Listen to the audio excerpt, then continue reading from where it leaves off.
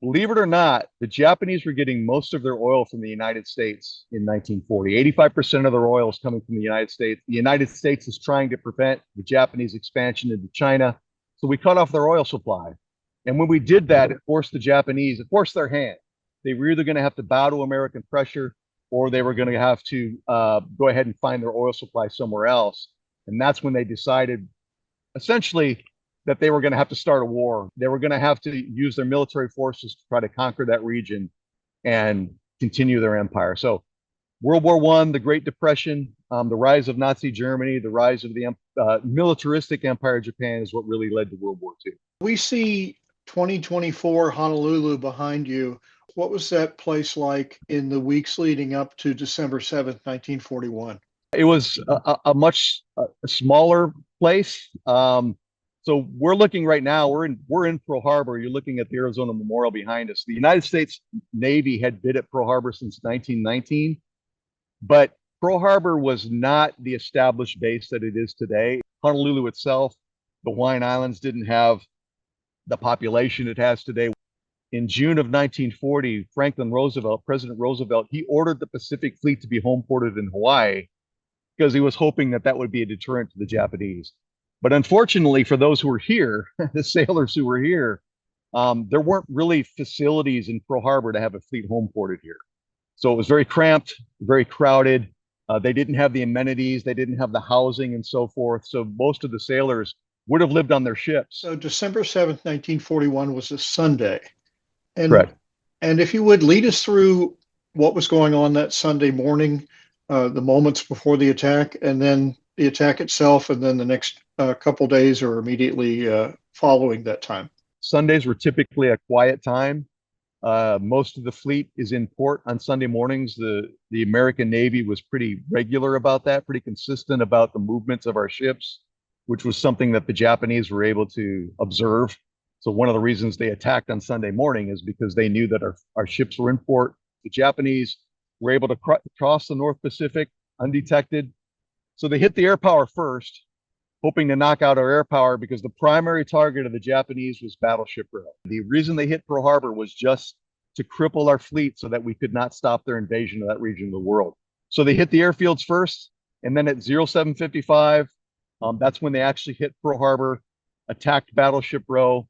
There were over 100 ships that were in Pearl Harbor, but there were 21 ships that were sunk or damaged because the primary focus of the Japanese was battleship row. Absolutely caught off guard. Again, it was a Sunday morning when everything is relatively quiet. When they saw the Japanese aircraft flying overhead, they quickly responded. And I will say that one of the things that the Japanese were surprised by was how quickly we responded to a surprise attack. So within 5 minutes, we're actually firing anti-aircraft guns at the Japanese. So the Japanese attack on Pearl Harbor was wildly successful for the Japanese. Over 1,177 sailors and Marines are killed in the attack. Another 1,000 are wounded. After the attack, largest salvage operation in history.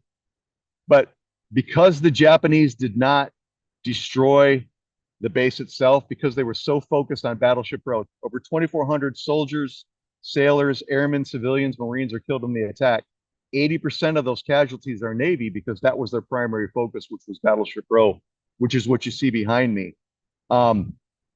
Because the Japanese did not attack the shipyard itself, I'm not saying it was easy, but Pearl Harbor's about 45 feet deep on average, so we're able to raise those battleships. Every battleship was raised and repaired at the shipyard except the Arizona and the Oklahoma.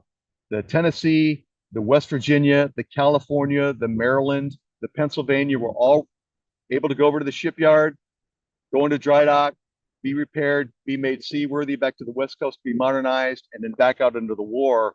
Before the end of 1941, the Tennessee, the Maryland, and the Pennsylvania all left dry dock and made their way back to the West Coast before the end of 1941. Again, because the Japanese didn't attack the shipyard. The sailors that were here after the attack, a lot of them don't have ships because their ships have been damaged in the attack. So one of the sad things, or one of the really powerful things about that salvage operation, is a lot of these sailors are spending their time pulling up bodies from the water of Pearl Harbor. For weeks afterwards, they're finding remains. Imagine being a young sailor and your job is to go out in a boat and pick up these remains from your shipmates who've been killed in the attack on Pearl Harbor, take them over to the main side of the base where they'll eventually be buried. But a lot of the sailors went to other ships, but a lot of them had to stay here in Pearl Harbor and be involved in that massive salvage operation. In the planning for the attack, was that a big prize? Most of the material damage that was done in the attack on Pearl Harbor were the battleships that were on Battleship Row. They were hit with torpedoes. Most of them, though, because it was 45 feet of water, you put a hole in one side of the ship, it starts to capsize. You counterflood the other side of the ship, so it sinks, but it sinks straight down in 45 feet of water. And then, as I said, I'm not saying it was easy, but because the shipyard wasn't hit, you're able to take those ships over to the shipyard to get them made seaworthy again. 1,177 sailors are killed on the Arizona. That's by far the largest loss of life, single unit in the attack on Pearl Harbor. That represents nearly 50% of the total casualties in the attack on Pearl Harbor were the USS Arizona alone. Here today in Granbury, we have a piece of the USS Arizona. Can you tell us how Granbury got it? When they built the memorial that you see right there, there used to be a lot more of the Arizona wreckage that was actually sticking out of the water. And in 1950, Admiral Radford built a platform over that wreckage, and they also put a plaque on there. And that was the Arizona Memorial from about 1950 till about 1959. And what they did is they took that existing wreckage that was out of the water, they took it over what's called Waipio Peninsula here on Oahu. And the Naval History and Heritage Command is responsible for the wreckage of the USS Arizona. And they got a lot of requests to get pieces of that existing wreckage that could be put on display. So it's called the USS Arizona Relics Program. And the idea is take small sections of that wreckage or even larger sections, send it to museums, to schools, to state houses, to other government public spaces, and put it on display so that the rest of the country can see the wreckage of the USS Arizona. That's called the USS Arizona Relics Program. So we did get a request from Granbury to have a small section of the USS Arizona on display at Memorial Lane, and I was able to send a small section and send it to have it on display there. There's 150 locations around the United States. The significance of the memorial that you see out there, the Arizona Memorial, is it's the bookends of World War II for the United States. December 7th, 1941, where the war started for the United States. The attack on Pearl Harbor, represented by the USS Arizona. And then a little bit further down, which you can't see in this picture, but is the USS Missouri. September 2nd, 1945, where the war came to an end for the world aboard the USS Missouri. For those of us who work and serve here at Pearl Harbor, that we see those two memorials together, it's a constant reminder of why we continue to serve here. So that is a memorial that honors our war dead, those who were killed in the attack on Pearl Harbor, the 900 souls that are still on board the USS Arizona. Absolutely, that is a memorial that honors them, that recognizes them. But on either side of that memorial, and you can see it in this picture, you're going to see a tree of life sculpture on either side where the shrine room is located. And that tree of life represents renewal and lasting peace. And the idea is, yes, the war was won, but what kind of victory was it? Alfred Price, the designer of this memorial, hoped that it would be a victory that would lead to lasting peace. So the idea is, when you see that memorial, we honor the greatest generation, those who fought and won World War II for us. But that tree of life is a reminder to those of us who work and serve here that if we want to have that lasting peace and that renewal, it's going to be up to us and our generations moving forward. The idea of the legacy carrying on. When we see those two memorials together, where the war started and where the war ended on the Missouri, it's a reminder of why we continue to serve here, that legacy. And on board the USS Missouri, who did the Japanese Empire surrender to? It wasn't the United States unilaterally, it was the Allies. So the Allied partnerships that were developed during World War II carry on to this day, and those Allied partnerships are something that's very, very important to us.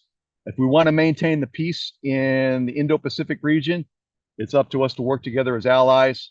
Every 2 years, we have a Rim of the Pacific exercise that comes out here to Hawaii. You got the nations from the Rim of the Pacific work together for warfighting, training for warfighting, but also humanitarian operations. One of the things I really enjoy is taking sailors and other service members from these other countries out to the Arizona Memorial, where I tell them the exact same thing that I'm telling you now. This is an American memorial for the war dead, but it's also a memorial to remind all of us as allies why we continue to work and continue to serve to work together so that we can maintain the peace in this region. So it's a memorial of the past, but it's also very much a memorial for the future as well. So hopefully people get a chance to visit that memorial because it's very, very important.